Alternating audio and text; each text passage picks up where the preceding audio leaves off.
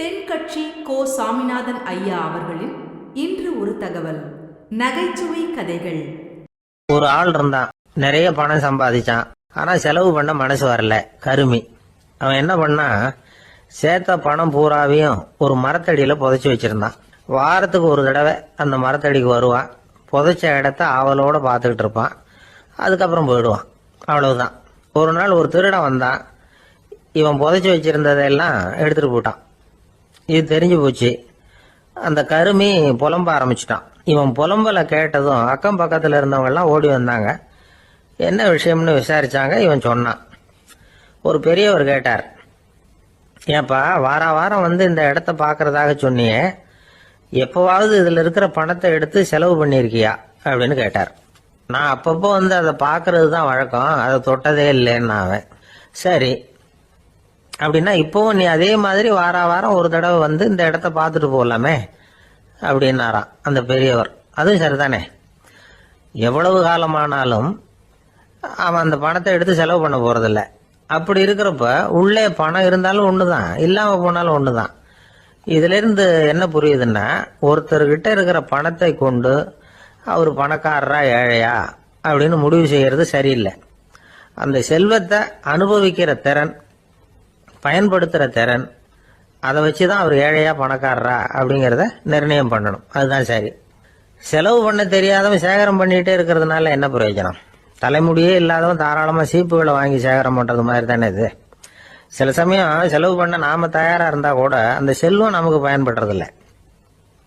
அரேபியாவில் ஒரு நகை வியாபாரி விலை உயர்ந்த முத்துக்களை எல்லாம் அவர் வச்சு வியாபாரம் பண்ணிட்டு இருந்தார்.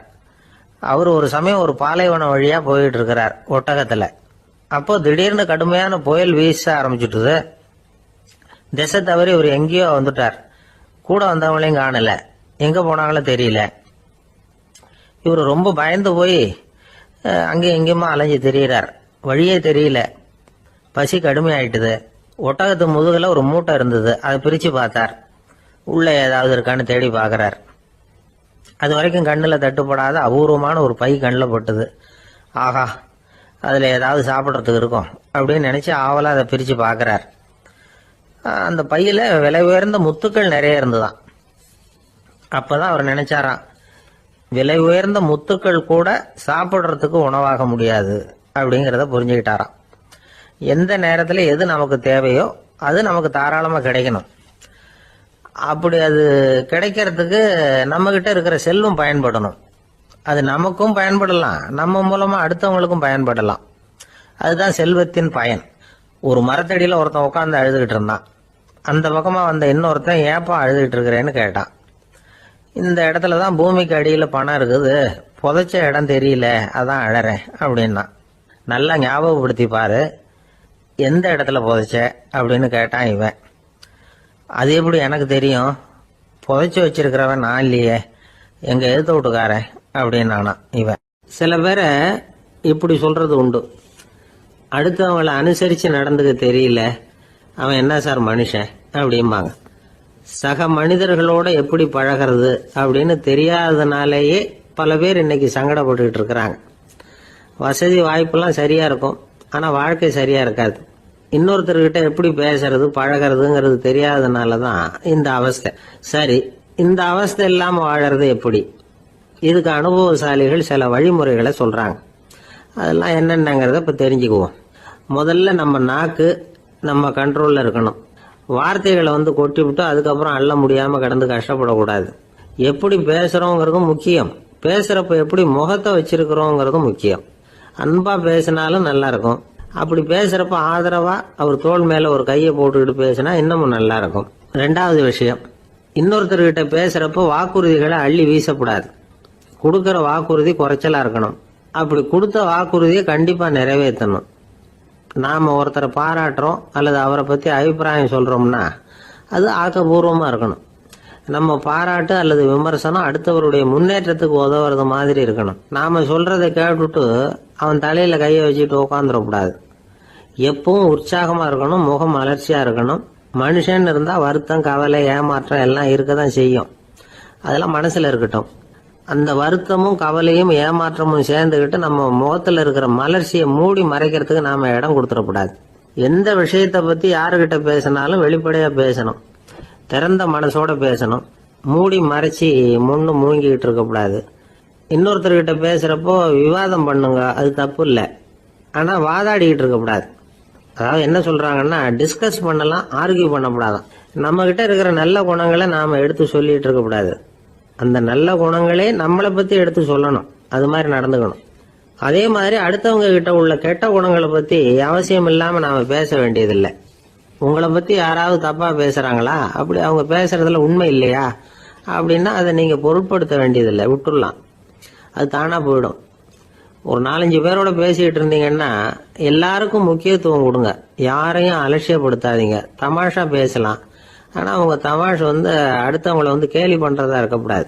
நமக்கு கிடைக்க வேண்டியது கிடைக்கலையே அப்படிங்கிற தவிப்பு நம்ம கிட்ட இருக்கக்கூடாது, அது தேவையில்லை.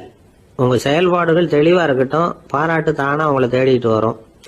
இன்னொரு மனுஷனுடைய மனசுல கௌரவமான ஒரு இடத்த பிடிக்கணும்னா நாம இந்த குணத்தை எல்லாம் நம்ம கிட்ட வளர்த்துக்கணும். இதெல்லாம் அனுபவசாலிகள் சொல்லி இருக்கிற குறிப்புகள். இந்த குறிப்புகளை சரியா புரிஞ்சுக்கணும், அது முக்கியம். தப்பா புரிஞ்சுக்கிட்டா என்ன ஆகும் தெரியுமா? இதை கேளுங்க. ஒருத்தர் வந்தார், சார் அடுத்தவங்க தோள் மேல கையை போட்டுக்கிட்டு அன்பா பேசணும்னு சொன்னீங்க, அப்படிதான் பேசினேன். அவரு முதுக கூட தட்டி கொடுத்தேன், என் வேலை போயிட்டுது சார், வீட்டுக்கு அனுப்பிச்சுட்டாங்க அப்படின்னார். யாருக்கிட்ட அப்படி பேசுனீங்கன்னு கேட்டோம். என் முதலாளி கிட்ட சார் அப்படிங்கிறார் ரொம்ப சோகமா. இந்த உலகமே ஒரு நாடக மேடை, நாம எல்லாரும் நடிகர்கள். இது ஞானிகள் சொல்றது. இது ஒரு பக்கம் இருக்கட்டும். இந்த உலகத்துக்குள்ள எத்தனையோ நாடக மேடைகள், எத்தனையோ நடிகர்கள், எத்தனையோ நாடகங்கள், இதெல்லாம் எப்படி ஆரம்பமாச்சு, அதுதான் இன்னைக்கு தகவல். அதாவது ஆதி மனிதன் பேச ஆரம்பிக்கிறதுக்கு முன்னாடி சைகையாலேயே எல்லாத்தையும் சொல்லிட்டு இருந்தான். அதனால அப்பவே நடிப்பு ஆரம்பமாயிட்டுது. முதல்ல ஒரு வேட்டையத்தான் அவன் நடிச்சு காட்டியிருப்பான். இவன் எப்படி போனான், எதிரில் மிருகம் எப்படி வந்தது, அதோட எப்படி சண்டை போட்டான், எப்படி அடிச்சு கொண்டுட்டு வந்தான், இதை அப்படியே மற்றவங்களுக்கு நடிச்சு காட்டியிருப்பான். ஏன்னா மொழி கிடையாது. இந்த காலத்துல எல்லாம் நாடகங்கள்ல நடிக்கிறவங்கள நடிகர்கள்ங்கிறோம். ஒரு காலத்துல இவங்களுக்கு என்ன பேரு தெரியுமா? திஸ்பியர்கள் அப்படின்னு பேராம். இதுக்கு காரணம் உண்டு. அதாவது 2000 வருஷத்துக்கு முன்னாடி கிரீஸ் நாட்டுல திசிபியஸ் அப்படின்னு ஒரு ஆள் இருந்தான். அவன் ஒரு பெரிய நாடக கலைஞன். அவன் சில இளைஞர்களை சேர்த்துக்கிட்டான், பயிற்சி கொடுத்தான், நாடக குழுவை உருவாக்கினான். நடிகர்களையும் நாடகத்துக்கு தேவையான பொருள்களையும் ஏற்றிக்கிட்டு போறதுக்கு ஒரு வண்டியையும் தயார் பண்ணான். அந்த வண்டியிலேயே அவன் கிரேக்க நாடு பூராவும் சுத்தினான். ஊர் ஊரா நாடகம் போட்டான். ஒரு ஊருக்கு போனதும் அங்கே நாடகம் நடத்த தியேட்டர் இருக்கா அப்படிங்கன்னெல்லாம் பார்க்கறது இல்லை அவன். ஏன்னா அப்போலாம் தியேட்டர்னா என்னென்ன தெரியாது. நாடகம்னா அது ஒரு மூடிய கொட்டைக்குள்ளதான் நடத்தணுங்கிறது அப்போ யாருக்குமே தோணலை. இந்த வண்டி போகும், அதுவே ஒரு பகுதி அப்படியே ஒரு மேடை மாதிரி விரிச்சிக்கும். அதில் ஏறி நின்றுக்கிட்டு நாடகத்தை நடிச்சு காட்டுவாங்களாம். மக்கள்லாம் எதிரில் தரையில் உட்காந்து அதை பார்த்துக்கிட்டு இருக்கிறது. உலகத்தின் முதல் நடமாடும் தியேட்டர் இதுதானா. இந்த திசிபியஸ் தான் முதலாக உலகத்தில் நாடகம்ங்கிற பொழுதுபோக்கை நடத்தி காட்டினவன் அப்படின்னு சொல்றாங்க. அவன் சொந்தமாக நாடகம் எழுதுனா, நடிச்சான், நாடகத்தை இயக்கினான். அதனால தான் அவனை first man of the theatre அப்படின்னு சொல்லுவாங்க. அவன் தான் நாடக மேடையின் முன்னோடி. கிரேக்கர் காலத்திலேயே நாடக ஆசிரியர்கள், நடிகர்கள், ரசிகர்கள் இவங்கெல்லாம் உருவாயிட்டாங்களாம். நாடகத்தின் சரித்திரத்தில் இந்த 3 பிரிவும் ரொம்ப முக்கியம். அதாவது கிரேக்க தியேட்டர்கள்லாம் திறந்த வெளி மேடைகள் தான். பெரும்பாலும் மலைச்சரிவுகள், அதுவே படிப்படியாக பண்ணியிருப்பாங்க. கீழே அரைவட்ட வடிவில் மேடை, அதுக்கு ஆர்கெஸ்ட்ரான்னு பேர். பிற்காலத்தில் இதில் உட்காந்து இசைக்குழுவினர் வாய்ச்சதுனால இசைக்குழுவுக்கே ஆர்கெஸ்ட்ராங்கிற பேர் வந்துட்டுது. இப்போ கிரேக்க தியேட்டர்களில் ஒன்று, அதோட காலம் கிமு 340. அதை இன்னமும் பாதுகாத்து வச்சிருக்கிறாங்களாம். எபிடாரஸ் அப்படிங்கிற இடத்துல அது இருக்குதான். இன்னமும் அந்த தியேட்டரை பயன்படுத்திக்கிட்டு வர்றாங்களாம். சிறந்த கிரேக்க நாடகங்கள்லாம் அங்கே நடிக்கிறாங்களாம். ஆரம்ப காலத்திலேயே கட்டணம் கிடையாது. அப்புறம் பின்னாடி தான் நுழைவு கட்டணம்லாம் அப்படியே வந்துட்டு தான். நடிகர்கள் பளபளப்பான ஆடைகள் உடுத்தி இருப்பாங்களாம். இந்த குதிகால் உயர்ந்த காலணிகள் போட்டிருப்பாங்களாம். இதெல்லாம் பழைய குறிப்புகள். பலவிதமான உருவங்களில் மாஸ்க் அப்படின்னு சொல்லப்படுற முகமூடி. அதனால ஒரே நடிகர் பல வேடங்களில் நடிக்கிறது உண்டான். ஆரம்பத்தில் பெண் நடிகர்கள் கிடையாது, எல்லாம் ஆண் நடிகர்கள் தான். ரோமானியர்கள் தான் முதல் நிரந்தர நாடக மேடையை கட்டினவங்க. அதுதான் முதல் தியேட்டர். கிமு 1048 காலகட்டத்தில் பாம்பிங்கிற நகரத்தில் அதை கட்டியிருக்கிறாங்களாம். கிரேக்க ரோமானிய தியேட்டர்களின் அடிப்படையிலேயே இந்த இத்தாலிய வடிவமைப்பாளர்கள் இந்த குதிரை லாட வடிவில் ஒரு ஆடிட்டோரியத்தை உருவாக்கினாங்களாம். இப்படி அதை பற்றி நிறைய தகவல் இருக்குது. 1576 லண்டனில் இந்த வின்ஸ்பர்ரி, அப்புறம் இந்த பில்ட்ஸில், அப்புறம் ஜேம்ஸ் இப்படிங்கிற ஒரு முயற்சியால் தான் இங்கிலாந்தில் முதல் தியேட்டர் உருவாச்சான். அப்படி ஒருத்தர் இருந்தாராம். உலக நாடக மேடையின் வரலாறு இதுதான். அதாவது இப்பெல்லாம் அறிவியல் வளர்ச்சி அதிகமாயிட்டுது. திரைப்படம், தொலைக்காட்சி எல்லாம் வந்தாச்சு. ஒவ்வொரு வீடுமே ஒரு குட்டி தியேட்டர் மாதிரி ஆயிட்டுது. தொலைக்காட்சி முன்னாடி உட்காந்து எழுந்திருக்கவே மனசு வர்றதில்லை. ஒரு அம்மா ஒரு மனோதத்துவ டாக்டரை தேடிட்டு வந்தாங்களாம் இந்த காலத்தில். டாக்டர், எங்கள் வீட்டுக்காரர் எப்போ பார்த்தாலும் டிவி முன்னாடி உட்காந்துக்கிட்டு அதையே வெறிச்சு பார்த்துக்கிட்டு இருக்கிறார், உத்து பார்த்துக்கிட்டு இருக்கார், எனக்கு சந்தேகமாக இருக்குன்னாங்களாம். இது மனக்கோளாறு இல்லைங்க, ஆர்வ கோளாறு, அவ்வளவுதான், இதுக்காக பயப்படாதீங்கன்னாராம் டாக்டர். அப்படி இல்லை டாக்டர், டிவி ஓடும் பொழுது நாம எல்லாம் அதை பார்க்குறோம், சரி, ஆனால் அவர் அப்படி இல்லை, டிவியை நிறுத்தினதுக்கு அப்புறமும் அதையே உத்து பார்த்துட்டு உட்காந்துருக்கிறார் அப்படின்னாலாம். ஒரு சின்ன பையன் வந்தான். அவனை பார்த்து ஒரு கேள்வி கேட்டோம். ஏன்ப்பா உங்கள் வீட்டில் அம்மா புத்திசாலியா அப்பா புத்திசாலியா அப்படின்னு. அவன் அலட்சியமாக நம்மளை பார்த்து சிரிக்கிறான். என்ன சார் இது, இந்த காலத்தில் இது கூட தெரியாமல் இருக்கிறீங்களே அப்படிங்கிறான். ஒரு சின்ன பையன் நம்மளை பார்த்து இப்படி கேட்டு விட்டானே அப்படின்னு நினைக்கிறப்போ நமக்கு ஒரு மாதிரி ஆகிடும். அதுக்கப்புறம்தான் இந்த தாத்தா பாட்டியெல்லாம் சொல்கிற ஒரு கதை ஞாபகத்துக்கு வந்தது. அது என்ன கதை தெரியுமா? ஒரு ஊரில் ஒரு அம்மாவும் பிள்ளையும் இருந்தாங்களாம். அந்த மகனுக்கு திடீர்னு தேசாந்திரம் போய் வரணும்னு ஆசை வந்துட்டுது. ஊராக போய் சுற்றி பார்க்கணுங்கிற ஆசை. அந்த அம்மாவுக்கு இது பிடிக்கல. மகனை பிரிஞ்சு இருக்கிறதுக்கு அவங்க மனசு இடம் கொடுக்கல. வேணாப்பான்னு சொல்லி பார்த்தாங்க, அவன் கேட்கல. திடீர்னு புறப்படவும் செஞ்சுட்டான். சரி, இனிமே அவனை தடுக்க முடியாதுன்னு முடிவு பண்ணிக்கிட்டாங்க அந்த அம்மா. இருந்தாலும் புத்திசாலித்தனமாக ஒரு யோசனை பண்ணாங்க. மகனை கிட்டத்தில் கூப்பிட்டாங்க. அவங்ககிட்ட சொன்னாங்க, இதை பாருப்பா, நீ தேசாந்திரம் போகிறதுன்னு தீர்மானம் பண்ணிவிட்ட, அதை நான் தடுக்கலை, போயிட்டு வந்துடும். ஆனால் போகிறதுக்கு முன்னாடி எனக்கு ஒரு வாக்குறுதி கொடுத்துட்டு போ அப்படின்னாங்க. போகிறப்போ ராத்திரியாக இருந்தாலும் பகலாக இருந்தாலும் சரி, புளிய மரத்து நிழலில் தான் தங்கணும். திரும்பி வர்றப்போ இரவும் பகலும் நீ வேப்ப மரத்து நிழல்லே தங்கணும் அப்படின்னாங்க. சரி, அப்படியே செய்கிறேன்னு சொல்லி வாக்குறுதி கொடுத்தான் பையன். புறப்பட்டு போனான். போகிற வழியில் புளிய மரத்து நிழல்லே தங்கினான், தூங்கினான். அப்படி போய்கிட்டே இருந்தான். 7வது நாள் அவன் உடம்பு சுகம் இல்லாமல் போயிட்டுது. ரொம்பவும் பலவீனமாயிட்டான். இனிமேல் நடக்க முடியாதுங்கிற நிலைமை வந்துட்டுது. யோசிச்சு பார்த்தான். சரி, இதுக்கு மேலே போக வேண்டாம் அப்படின்னு முடிவு பண்ணிட்டு திரும்பி வர ஆரம்பிச்சுட்டான். திரும்பி வர்றப்போ வழியில் வேப்ப மரத்து நிழல்லையே தங்கி வந்தான். நாளுக்கு நாள் உடம்பு சரியாக வந்துட்டுது. 7வது நாள் வீட்டுக்கு சேர்றான். உடம்பு பழையபடியே கலகலப்பாயிட்டுது. பூர்ண சுகம். தேசாந்திரம் போன பையன் திரும்பி வந்துட்டானே அப்படின்னு அந்த அம்மா ஆச்சரியப்படலை. ஏன்னா அவங்களுக்கு தெரியும் இப்படி ஆகும்னு. பையன் சீக்கிரமாக திரும்பி வரணுங்கிறதுக்காக தான் அவங்க அந்த யோசனையை சொன்னாங்க. என்ன விஷயங்கிறதையும் அவங்களே சொன்னாங்க. மகனே, புளிய மரத்து நிழல் உடம்புக்கு உஷ்ணத்தை கொடுக்கும், சீக்கம் உண்டாக்கும். அதனால் நீ தொடர்ந்து புளிய மரத்து நிழலில் தங்கினாவே நோய்க்கு ஆளாயிட்ட. அதனால் பயணத்தை முடிச்சுக்கிட்டு திரும்பி வரணுங்கிற முடிவுக்கு வந்துட்ட. திரும்பி வர்றப்போ நீ தங்கினது வேப்ப மரத்து நிழல். அது உடம்புக்கு குளிர்ச்சியை தரக்கூடியது, நோயை தீர்க்கக்கூடியது. அதனால் சுகமாக வீட்டுக்கு சேர்ந்துட்ட. உன்னோட தேசாந்திர பயணத்தை தடுக்கிறதுக்காக தான் இப்படி பண்ணினேன் அப்படின்னாங்களாம் அந்த அம்மா.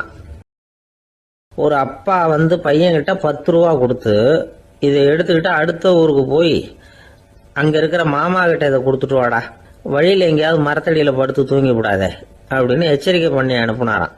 பையனுக்கு எச்சரிக்கையாக வாழறது எப்படிங்கிறத கற்றுக் கொடுக்கறதுக்காக இப்படி பண்ணார். அவன் பணத்தை வாங்கிக்கிட்டு போனான். அப்பா சொன்னதை மறந்துட்டு ஒரு மரத்தடியில் படுத்து தூங்கிட்டான். அவனுக்கு தெரியாமல் அவன் பின்னாடியே போன அப்பா அவன் கையில் இருந்த அந்த 10 ரூபாயை நைஸாக எடுத்துகிட்டு வந்துட்டார்.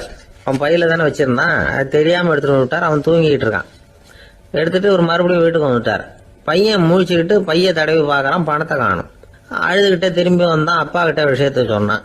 அப்பா சிரிச்சுக்கிட்டே சொன்னார், அதுக்கு தான்ப்பா ஆரம்பத்திலேயே எச்சரிக்கை பண்ணினேன், இனிமேலாவது நீ ஜாக்கிரதையாக இருக்கணும் அப்படிங்கிறதுக்காக தான் இப்படி பண்ணினேன். அந்த பணம் எங்கேயும் போயிடல, நான் தான் அதை உனக்கு தெரியாமல் எடுத்து வச்சிருக்கிறேன். இதோ பாரு அப்படின்னு சொல்லிட்டு சைடு பாக்கெட்டில் கையை விட்டா அது ஓட்டையாக இருக்குது. அதை எவனோ ஏற்கனவே கத்திரிச்சு எடுத்துட்டு போயிட்டான். இப்ப அப்பா முகத்துல அசடு வழிஞ்சுதான். ஒரு அரசனும் அமைச்சரும் ஒரு நாள் ரொம்ப சாவகாசமா பேசிக்கிட்டு இருந்தாங்களாம். அரசன் அமைச்சரை பார்த்து ஒரு கேள்வி கேட்டிருக்கார். ஏங்க அமைச்சரே, ஆசை இல்லாத ஒரு மனுஷனால இருக்க முடியுமா அப்படின்னு. ஏன் முடியாது, துறவி அப்படிங்கிறவங்கெல்லாம் அப்படிப்பட்டவங்க தானே அப்படின்னாராம் அமைச்சர். அவங்கெல்லாம் உண்மையிலேயே ஆசையை விட்டவங்க தானா அப்படின்னு கேட்டாராம் ராஜா. அப்படிதான் இருக்கணும் அப்படின்னாராம் அமைச்சர். அப்படின்னா ஆசையே இல்லாத ஒரு உண்மையான துறவியை நான் பார்க்கணுமேன்னார். அது என்ன பிரமாதம், அதுக்கு நான் ஏற்பாடு பண்ணுறேன் அப்படின்னு விட்டார் இவர். சொல்லிவிட்டு உடனே புறப்பட்டு போனார். அங்கே எங்கே தேடினார். அப்புறம் தான் அவருக்கு புரிஞ்சுது உண்மை துறவியை கண்டுபிடிக்கிறது எவ்வளவு கஷ்டமான காரியம்னு. இருந்தாலும் ராஜா கிட்ட சொல்லியாச்சே உண்மை துறவியை காட்டுறேன்னு. இப்போ என்ன பண்ணுறது, ராஜா கிட்ட சொன்னபடி நடக்கலைன்னா அவருக்கு கோவம் வந்துடும். அமைச்சர் ஒரு யோசனை பண்ணார். அவருக்கு ஒரு வழி தெரிஞ்சுது. அதுதான் சரின்னு முடிவு பண்ணார். அதாவது அந்த ஊரில் அவருக்கு தெரிஞ்ச நாடக நடிகர் ஒருத்தர் இருக்கிறார், நல்லா நடிப்பார். அவரை போய் பார்த்தார். இதை பாருப்பா, எனக்காக நீ ஒரு காரியம் செய்யணும்னார். என்னன்னு கேட்டார் அவர். நீ ஒரு துறவி மாதிரி கொஞ்ச நேரத்துக்கு நடிக்கணும். ராஜா உன்னை பார்த்துட்டு போகிற வரைக்கும் நடி, அது போதும். அதுக்காக உனக்கு 10,000 ரூபா தரேன் அப்படின்னார். அவர் எந்த காலத்தில் இவ்வளவு பணத்தை மொத்தமாக பார்த்துருக்கார். அதனால் உடனே சரின்னு ஒத்துக்கிட்டார். அமைச்சர் அரண்மனைக்கு திரும்பி வந்தார். என்ன அமைச்சரே, இன்னுமா ஒரு உண்மையான துறவி கிடைக்கலன்னார். உண்மையான துறவி ஒருத்தரை இப்போதான் கொஞ்ச நேரத்துக்கு முன்னாடி பார்த்து பேசிவிட்டு வர்றேன். அவர் நம்ம ஊருக்கு வெளியில் குளத்தங்கரையில் உள்ள ஒரு ஆலமரத்துக்கு அடியில் உட்காந்துருக்கிறார் அப்படின்னார் இவர். அப்படின்னா உடனே புறப்படுங்க அப்படின்னார் ராஜா. பரிவாரங்களோடு புறப்பட்டார். அங்கே அந்த மரத்தடியில் அந்த ஆள் வேஷம் போட்டுக்கிட்டு துறவி மாதிரி உட்காந்துருக்கிறான். ராஜா நேராக போனார். அந்த துறவி காலில் பொத்துன்னு விழுந்து வணங்கினார். உடனே ராணி அவர் காலில் விழுந்தாங்க. அடுத்தபடியாக அமைச்சர் விழுந்தார். அவருக்கு தெரியும் இது நம்ம ஆள் தான்னு. இருந்தாலும் என்ன பண்ணுறது, நேரம். அப்புறம் பரிவாரங்கள்லாம் துறவி காலில் விழுந்து ஆசீர்வாதம் வாங்கிட்டாங்க. ராஜா அப்புறமா தங்கத்தட்டில் பொண்ணையும் பொருளையும் வச்சு அந்த துறவிகிட்ட ரொம்ப பணிவாக நீட்டுறார். தாங்கள் தயவு பண்ணி இதை ஏற்றுக்கணும் அப்படின்னு வேண்டிக்கிட்டார். அந்த துறவி பற்று இல்லாமல் அதை பார்த்தார். எல்லாத்தையும் திறந்துட்ட எனக்கு இதெல்லாம் எதுக்காக அப்படின்னு சொல்லி அதை மறுத்துட்டாராம். ஆஹா, உண்மையான துறவியை பார்த்துட்டோம் அப்படிங்கிற ஆனந்தம் அரசருக்கு. ரொம்ப நிம்மதியாக திருப்தியாக திரும்பி வந்தார் அரண்மனைக்கு. அதுக்கப்புறம் அமைச்சர் யாருக்கும் தெரியாமல் அந்த துறவிகிட்ட ஓடினார். சொன்ன பிரகாரம் பணத்தை நீட்டினார். இந்தப்பா, நான் உங்ககிட்ட சொன்னபடி 10,000 ரூபா பணம் எடுத்துக்கோ அப்படின்னார். அந்த ஆள் ராஜா கிட்ட சொன்னது மாதிரியே எல்லாத்தையும் திறந்துவிட்ட எனக்கு இதெல்லாம் எதுக்காக வேணாம் அப்படின்னு விட்டாரான். நடித்த வரைக்கும் போதும்ப்பா, இனிமேல் இந்த நாடக வசனம்லாம் வேணாம், வேஷத்தை கலைச்சுரு, பணத்தை வாங்கிக்கோன்னார். இல்லைங்க, இது வேஷம் இல்லை, இது வசனமும் இல்லை, இது உண்மை. கொஞ்ச நேரம் துறவி மாதிரி நடித்ததுக்கே இந்த தேசத்து ராஜா, ராணி, அமைச்சர், பரிவாரங்கள் எல்லாம் என் காலில் விழுந்து வணங்குறாங்க. அப்படின்னா உண்மையான துறவியாக இருக்கிறது எவ்வளவு பெருமையான விஷயம். நான் உண்மையான துறவியாக ஆக போகிறேன், அப்படி முடிவும் பண்ணிட்டேன் அப்படின்னார் அந்த நடிகர். வேஷம் கூட எப்படிப்பட்ட விளைவுகளை உண்டு பண்ணுது பார்த்தீங்களா. நம்மால் ஒருத்தன் ரொம்ப வசதியாக தான் இருந்தான். ஒரு நாள் அவன் சொத்து பூரா திருட்டு போயிட்டுது. அதுக்கப்புறம் இவன் துறவி மாதிரி ஆயிட்டான். ஊர் ஊராக சுத்தினான். ஒரு குருநாதரை தேடி கண்டுபிடிச்சான். அவர்கிட்ட சீடனா சேர்ந்துக்கிட்டான். அவனை பார்த்து ஒருத்தர் கேட்டார், நீ உண்மையான சீடன் தானான்னு. இல்லைங்க, சீடன் மாதிரி நடிச்சுக்கிட்டு இருக்கிறேன் அப்படின்னா. அது குரு துரோகம் இல்லையா அப்படின்னு கேட்டார் அவர்.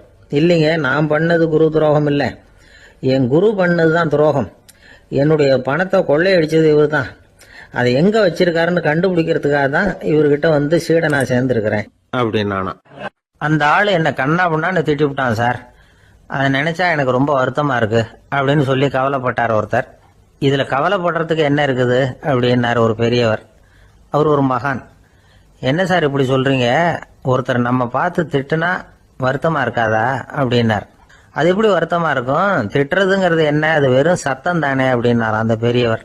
நம்ம ஆளுக்கு தலையை பிச்சுக்கலாம் போல இருந்தது. இருக்காத பின்ன, நமக்கு அப்படித்தானே தோணுது. அந்த பெரியவர் சொல்றது ரொம்ப பெரிய விஷயம். அதை நாம புரிஞ்சிக்க முயற்சி பண்ணலாம்னா நடைமுறை வாழ்க்கைக்கு அது ஒத்து வர்றது மாதிரி தெரிய மாட்டேங்குது. இருந்தாலும் அந்த பெரியவர் அதுக்கு என்னதான் விளக்கம் கொடுக்குறாருன்னு பார்ப்போமே. ஒரு ரயில் போயிட்டு இருக்கு, அதுல ஒரு சாது போயிட்டு இருக்கார். அந்த ரயில் அவர் ஹரித்வாரம் போயிட்டு இருக்கார். அவரு ரயில்ல ஏகப்பட்ட கூட்டம்.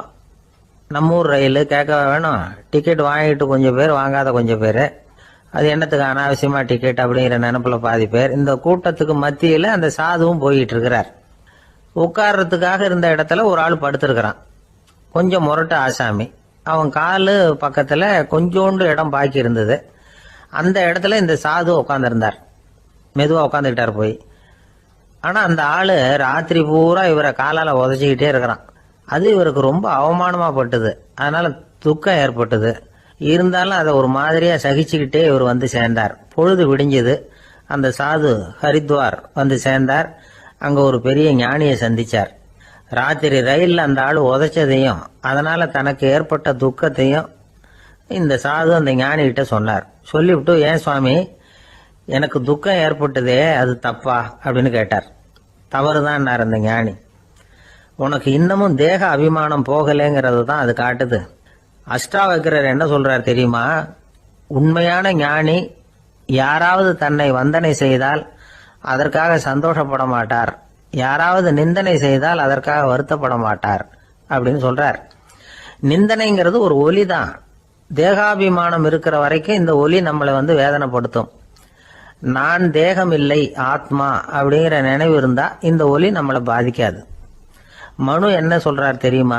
ஒரு சாதகன் பாராட்டுதலை விஷம்னு நினைச்சு பயப்படணும், அவமானத்தை அமிர்தம்னு நினைச்சு சந்தோஷப்படணுங்கிறார். அவமானப்பட்டா கவலைப்படாம எப்படி இருக்க முடியும் அப்படின்னு தான் நமக்கு தோணும். அதனாலதான் நம்மள யாரும் இதுக்கு உதாரணமா யாரையும் காட்ட முடியல. புத்தரையும் கபீரையும் உதாரணமா காட்டுறாங்க. அவங்களுக்கெல்லாம் அவமானம் ஏற்பட்டப்போ கவலையே படலையாம். புத்தரை வந்து அவமானப்படுத்தணுங்கிறதுக்காக கௌசாம்பி ராணி ஒரு இளம் பெண்ணை கொலை பண்ணி சடலத்தை புத்தர் குடிசைக்கு முன்னாடி போட சொன்னார். போட்டாங்க. புத்தர் தான் அந்த பொண்ணை கெடுத்து கொலை பண்ணி விட்டாருன்னு எல்லாரும் நினைச்சாங்க. ஆனா புத்தர் இதை பத்தி கவலையே படல. அப்புறமா உண்மை தெரிஞ்சதும் புத்தர் புகழ் இன்னும் அதிகமாயிட்டுது. ஒரு பெரிய சபையில ஒரு மோசமான பொண்ணு நுழைஞ்சு தனக்கும் கபீருக்கும் சம்பந்தம் உண்டுன்னு சொன்னா கபீர் கவலைப்படல. அவங்க மாதிரியெல்லாம் நாமளும் இருக்க கத்துக்கணும். நிந்தனை, அபகீர்த்தி, அவமானம் எல்லாம் ஆண்டவன் கொடுக்கிற பிரசாதம்னு நினைக்கணும் அப்படின்னு சொல்றார் அந்த ஞானி.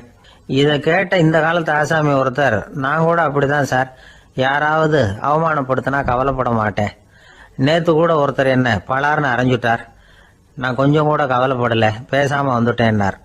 ஏன் அப்படி வந்துட்டீங்க அப்படின்னு. அவர் அரைஞ்சதுலேயும் ஒரு அர்த்தம் இருந்தது, அதனாலதான் அப்படி வந்துட்டேன்னார். ஏன் அரைஞ்சாருன்னு கேட்டேன். 10 வருஷத்துக்கு முன்னாடி 15 ரூபா அவர்கிட்ட கடன் வாங்கினேன், அதை கேட்டு கேட்டு பார்த்துட்டு கடைசியா தான் அரைஞ்சார் அப்படின்னார். ஆண்டவனுடைய பிரசாதம் இவருக்கு அடிக்கடி கிடைக்கும் போல இருக்கு. ஒரு ஊர்ல ஒரு குரு இருந்தார், ஜென் குரு. அவரை தேடிட்டு ஒரு மன்னர் வந்தார். வந்தவர் ஜப்பான் மன்னர். தோட்டக்கலையை பத்தி தெரிஞ்சுட்டு போறதுக்காக அவர் வந்தார். எப்படி தோட்டம் அமைக்கிறது அப்படிங்கறத பத்தி அந்த குரு விவரமா சொல்லி கொடுத்தாரு. 1 நாள் 2 நாள் இல்ல, 3 வருஷம் கத்து கொடுத்தார். அதுக்கப்புறம் சொன்னார், நான் கத்து கொடுத்துட்டேன், இனிமே நீங்க போகலாம், போய் தோட்டம் அமைக்கலாம், அதுதான் உங்களுக்கு பரிசை. தோட்டம் அமைச்ச பிறகு சொல்லி அனுப்புங்க, நான் வந்து பாக்குறேன். நீங்க இங்க என்னவெல்லாம் கத்துக்கிட்டீங்களோ அதையெல்லாம் அங்க செயல்முறையில செஞ்சு காட்டுங்க அப்படின்னு சொல்லி அனுப்பி வச்சார். மன்னர் போனார். அரண்மனைக்கு பக்கத்திலேயே ஒரு பெரிய தோட்டத்தை உண்டு பண்ணினார். அழகான மரங்களையும் செடிகளையும் உருவாக்குனாரு. கிட்டத்தட்ட 1000 தோட்டக்காரர்களை பயன்படுத்தி 3 வருஷங்கள் முயற்சி பண்ணி அந்த அழகான தோட்டத்தை உருவாக்கினார். குரு கிட்ட இருந்து செய்தி வந்தது, நாளைக்கு வந்து தோட்டத்தை பாக்குறேன் அப்படின்னு. மன்னர் உடனே சுறுசுறுப்பாயிட்டார். முதல் நாளே தோட்டத்தை சுத்தப்படுத்தினார். ராத்திரி பூரா யாரும் தூங்கல. எல்லாருக்கும் தோட்டத்தை ஒழுங்குபடுத்துற வேலை.